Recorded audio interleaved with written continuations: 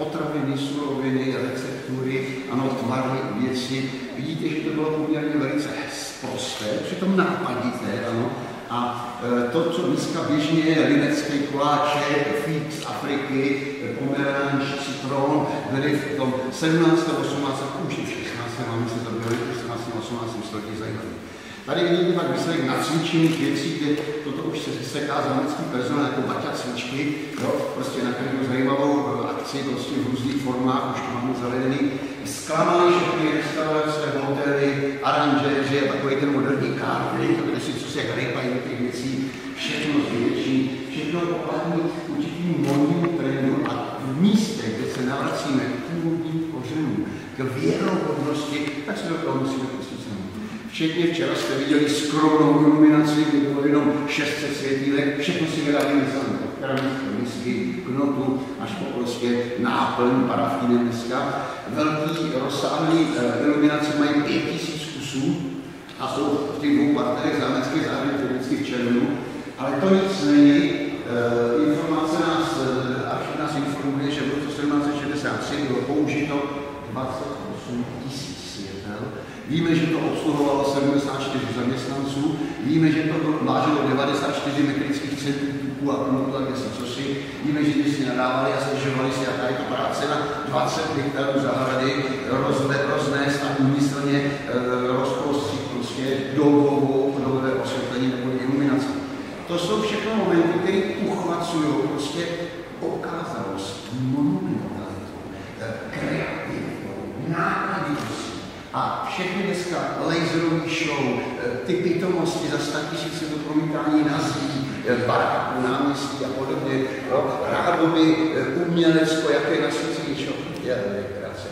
To ať si moderní doba používá na moderní zemi, moderní centra a tak dále, kde France a ty jižní města, ale historické kombinace moderního a dobového je strašně negativní, protože historie je tak bohatá, tak zajímavá a tak přitažlivá, inspirativní pro náš člověka, že není třeba prostě nějaké berličky a náhražky na 20. století.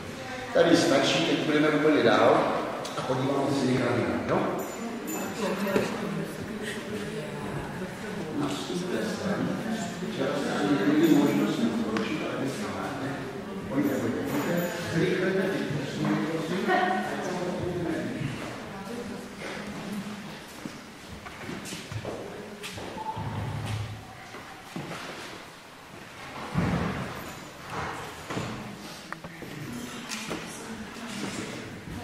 Naznačil jsem, že pokud každá jakákoliv lokalita nalezne, rozpozná určitou naprosto charakteristickou identitu, ikonický charakter místa, který může být prostě v informaci, v historii, v písemnictví, v notě, v libretu, v architektuře, v osobnosti, v čemkoliv, nebo jedno. Najdeme něco naprosto charakteristické ikonické místo a může to být skromná záležitost. Může to být čavelské uši, tamhle vlastně, nebo nádherná galerie, může to být prostě, jo, tamhle svatý pán, nebo já nevím, svatý mahol okázal, neuvěřitelná záležitost. Tak má šanci do budoucna na tom výzkumu a konkurenci cestovního ruchu úspěch. Český Krumlov to rozpoznal na začátku 90. roku v barokní divadle. Jsou pouze 4 dobře dochovaná divadla na světě. Ve Švédsku, v Německu mají rodiči, ve Francii mají tady.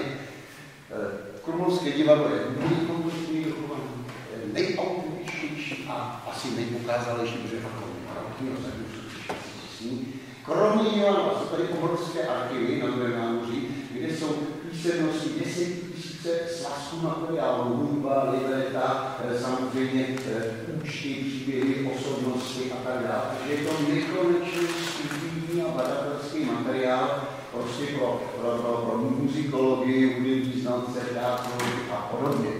Po 20 letech se podařilo divadlo zase zrestaurovat konzervační techniku. Vidíte kompromisy osvětlení, kde svíčkové osvětlení, vidíte kopie svíčky, dokonce s tím mihotavým náznakem toho mihotavého efektu svíčky. I v té intenzitě barvě respektujeme původní experimenty se svíčkou. šíškovým osvětlením, ten první náraz z velikého světla, než tady rozkoukáte, ale pak v tom pološeru vyzní úžasně prostě ta iluze a všechny ty druhy jsou několika druhů perspektiv, barevná, očního, hloubková a tak dál. A vy vidíte prostě nádhernou barevnou scénu. Nebudu s tím obtěžovat, jenom hovořím o tom, že divadlo nehraje o jenom standardní běžně.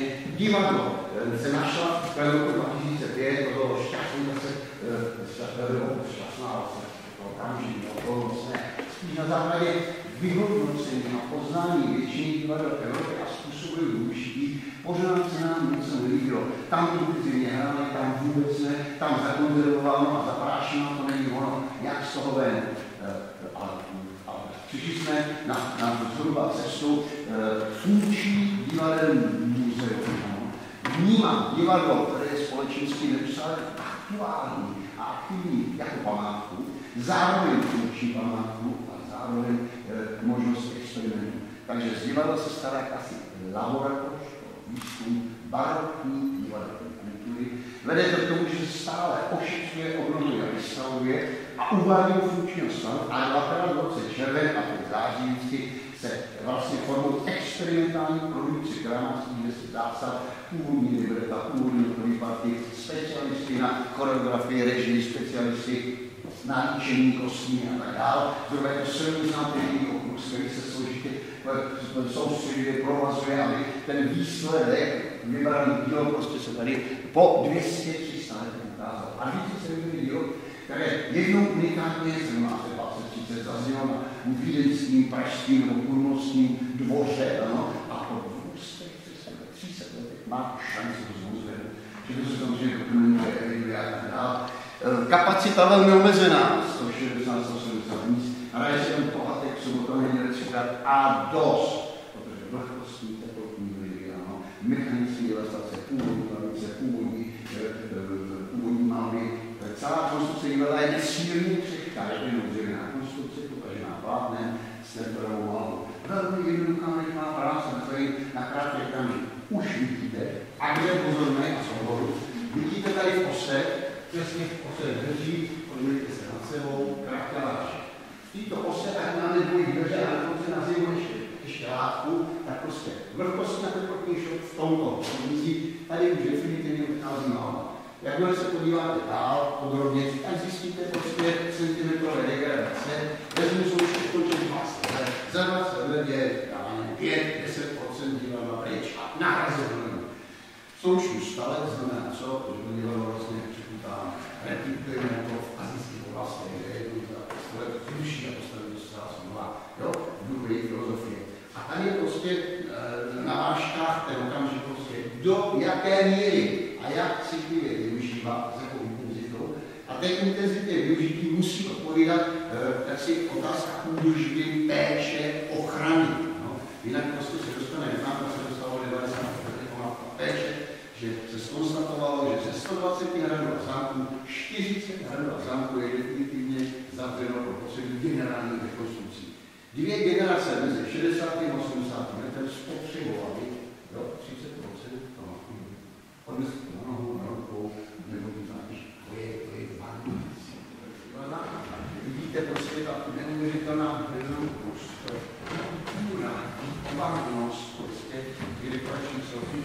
A teď, dáme si ještě 5 minut, není nás až tak moc, společně se budeme nastřelit, abyste viděli z pozice herců, že to je tak klacíků, plátnem a lidský. To je prostě jediný takový velký kompromis kvůli bezpečnosti, když experimenty sundáme a dáme původní a všichni ze svíčkách a měříme intenzity, čadivosti a věci. Tak tady vidíte prostě opravdu v rozsahu jenom něco málo nových pracíků, sem tam lokální opravy pláten a v tomto je to prostě evropský mimořádné.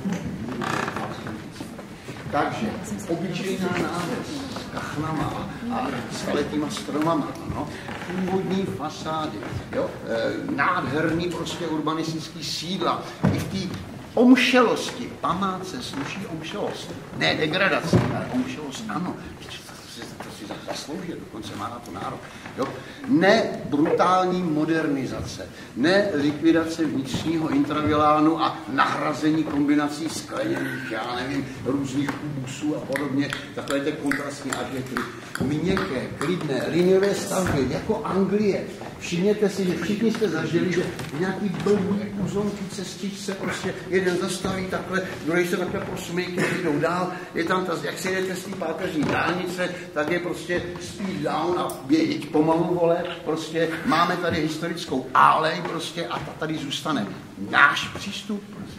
Jo, 100 000 stromů ročně, ano, napřimování prostě cest, koryt, prostě, proč? Jo? A navíc potom druhotné projevy, jo? Začne foukat v zimě sníh, no a co?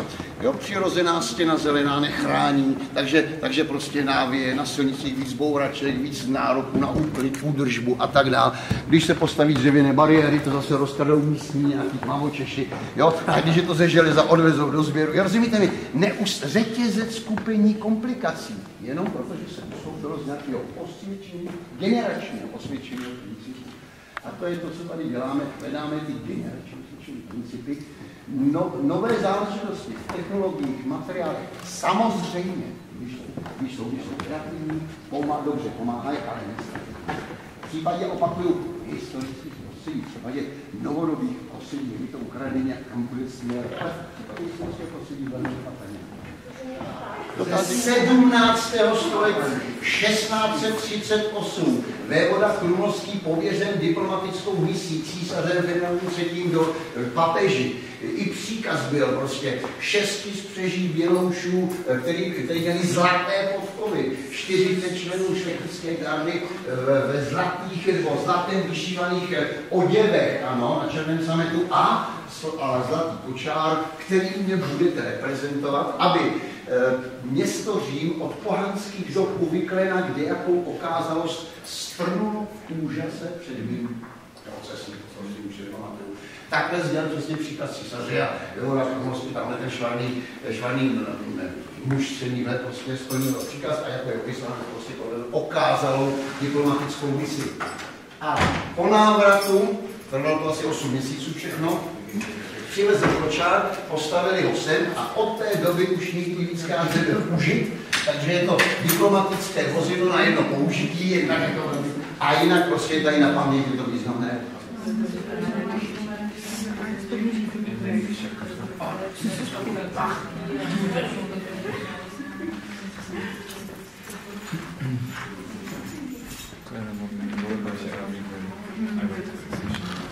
Třeba fenomén Aristady, kosmopolitní mezinárodní charakter barokní aristokracie.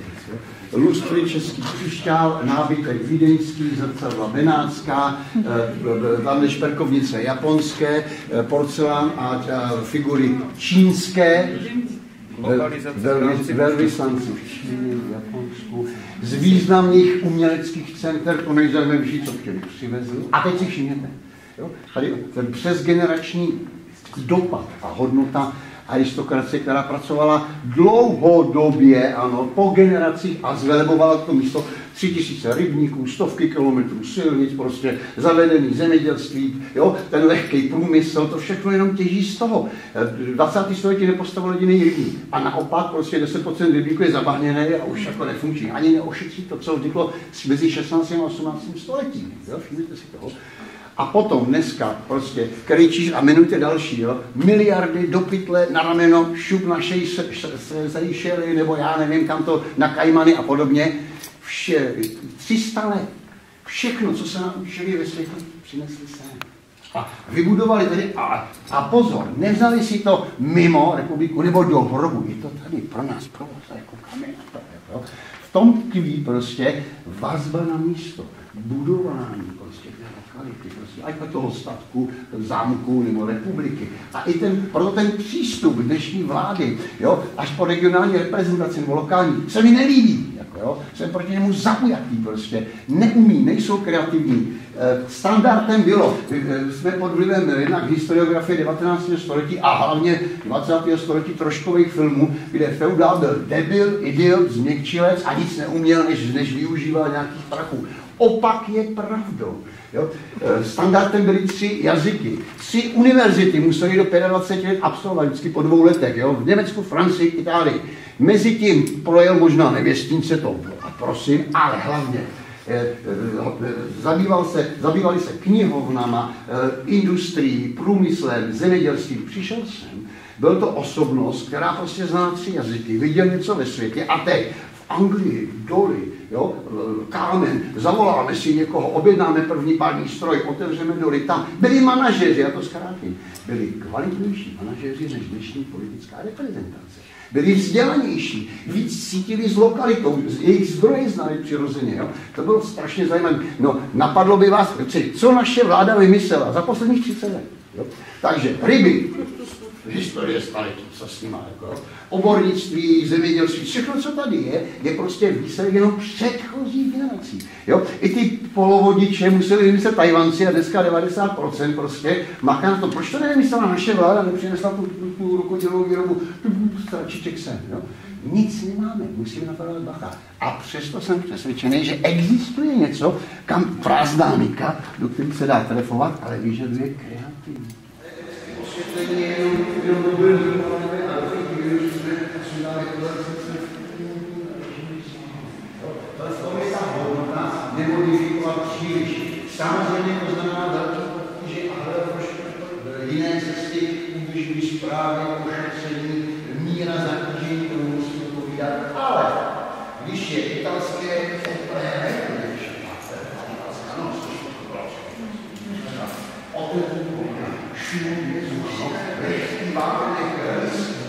a rozsvítíte 140 lístvíček. Dobrý barokní ansámbl v kostýmku, tam původní libreto z Vysího Army začne hrát. To je to nenahraditelný, co prostě tím pitevním, strnovým, teoretickým osvětlením, tak prostě to nenahraditelný zkušeně. Vychází vlastně na psychologii vnímání, kdy člověk je zájem